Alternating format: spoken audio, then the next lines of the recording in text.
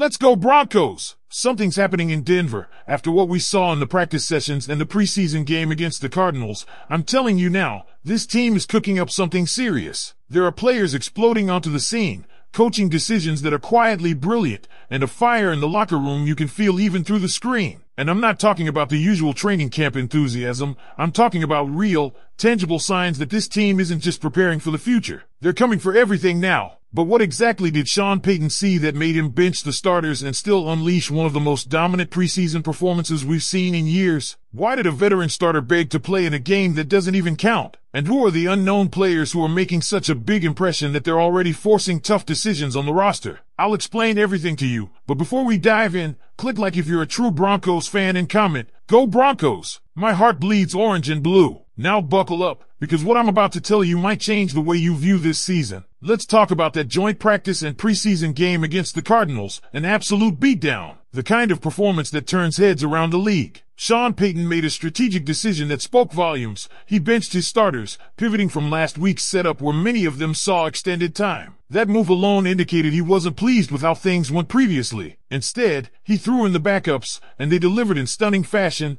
minus one special exception we'll get to in a moment. Opening drive, 97 yards, and what's even more impressive is that three key contributors on that drive weren't even on this team a year ago. Think about that. This isn't just a playoff roster, it's a playoff roster that's been supercharged. George Payton deserves massive credit for reloading with talent and depth. Even Arizona content creators were stunned, watching in disbelief as the Broncos torched their defense in just 5 plays. Let's zero in on a few of the breakout stars. First up, Jarrett Stidham. On play action, he looked sharper than ever, especially after some critique from Ryan Harris about needing to sell the play fake better. But this time, perfect execution. And the beneficiary? None other than tight end Evan Ingram, who brought a level of production from the TE position we haven't seen in a long time. Not only did he make a huge gain, but the blocking from Troy Franklin turned what should have been a routine first down into a tone-setting explosion. Franklin's commitment to the team is on full display. He laid out a pivotal block in a preseason game, sacrificing his body in a matchup that technically doesn't count. That's culture. That's what winning teams are built on. And when you see Ingram, who didn't even need to play, out there because he wanted to compete for his quarterback coach Davis Webb, that's not just a game, that's family. Ingram said if Webb was calling plays, he was all in. That kind of brotherhood sets the Broncos apart. Speaking of Davis Webb, let's talk about the future. He called an absolutely masterclass offensive game. This man is a future NFL head coach. There's no doubt. If you're the Broncos, you've got to throw that Walmart money at him to keep him in Denver. Remember what Ben Johnson did with the Lions, turning down head coaching jobs to stay one more year? That's the kind of commitment we need from Webb.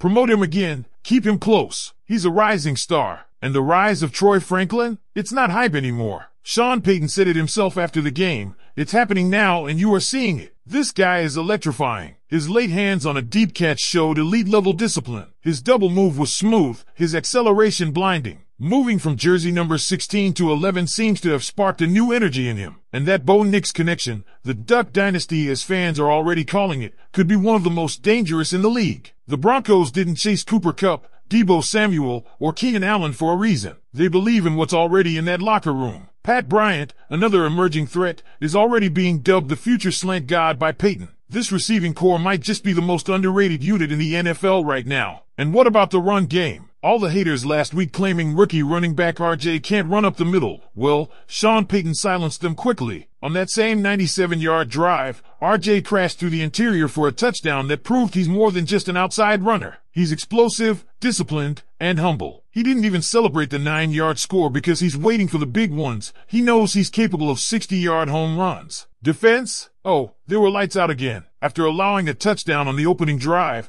they clamped down and shut the Cardinals out the rest of the way. Jonah Ellis is turning heads off the edge. If he makes even a modest leap in year 2, we're talking about a dangerous pass rushing group. Don't forget, he was the youngest player in NFL history to notch 5 sacks, and he did it while playing through a rotator cuff injury. Now healthy, he's a menace. Darius Tillman and Jaden Barron also showed flashes, with Barron delivering a stonewalling run stop despite looking like he weighs 140 pounds. That's grit. And let's talk quarterbacks again. Jarrett Stidham looked so sharp that trade rumors are already starting. Teams like the Vikings or Dolphins, if they face QB injuries, might come calling. What would Broncos country think about trading Stidham for, say, a second-round pick? It's a tough call. His chemistry with Bo Nix and his leadership are invaluable. But that's a good problem to have. Our backup QB could start for several teams. Sean Payton always makes sure he's got a solid plan behind center. Just like with Drew Brees, when Teddy Bridgewater or Taysom Hill stepped in and kept things rolling. But not everything was perfect. Caleb Lohner struggled with pre-snap penalties, which might actually be a blessing in disguise. It could help the Broncos stash him on the practice squad without another team poaching him. And then there's Audric Estime,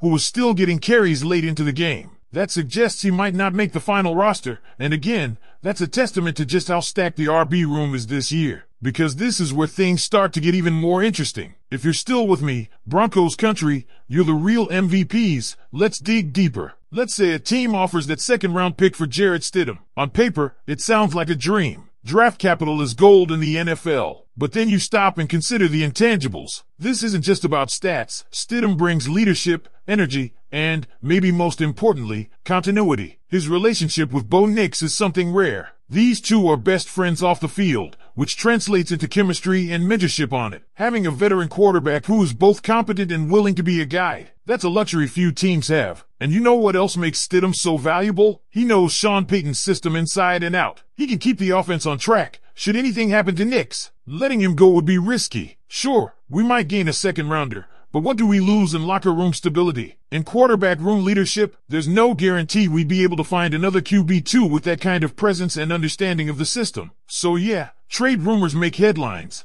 but sometimes the value of a player is measured in more than draft picks. Now, looping back to Davis Webb, this guy isn't just a rising star, he's a glue guy. You saw what happened when he called plays. The offense responded like they were on fire. Evan Ingram literally chose to play because it was Webb calling the game. That's unheard of in a preseason matchup. He's more than a coach. He's a motivator, a unifier. If Denver's smart, they're already working on a plan to keep him in the building long term. Losing him would be a blow. This is the kind of offensive mind that can carry the Broncos deep into January and hopefully into February. Speaking of Evan Ingram, can we talk about the impact he's already making? This isn't just about flashy catches or YAC stats. This is about presence, leadership, setting the tone. He didn't need to suit up, but he did. He didn't need to lay out for extra yards, but he did. That sets an example for every rookie and second-year player on the team. That's championship behavior. You can't teach that kind of leadership. It's built into who he is. Let's shift the lens a bit to the defense again. Jonah Ellis isn't just a breakout candidate. He's the real deal. He's playing like he wants a Pro Bowl nod in year 2. The guy is relentless. His motor is off the charts, and now that he's fully healthy, he's flying off the edge like a missile. Combine that with a smart, developing interior D-line and improving secondary pieces like Jaden Barron, and you've got a defensive core that can go toe-to-toe with anyone in the league. The fact that they held the Cardinals to silence after the opening TD, just like they did against the 49ers, is no fluke. You want to talk about hunger? Look at RJ. He's not just looking for playing time. He's coming for respect. That touchdown on the 97-yard drive said it all. He hit the hole, took contact, and still made it to the end zone with power and speed. And he didn't celebrate, not because he didn't care, but because he expects more from himself. That mentality is deadly in the best way. It's what turns good players into stars. He's not satisfied, and that should scare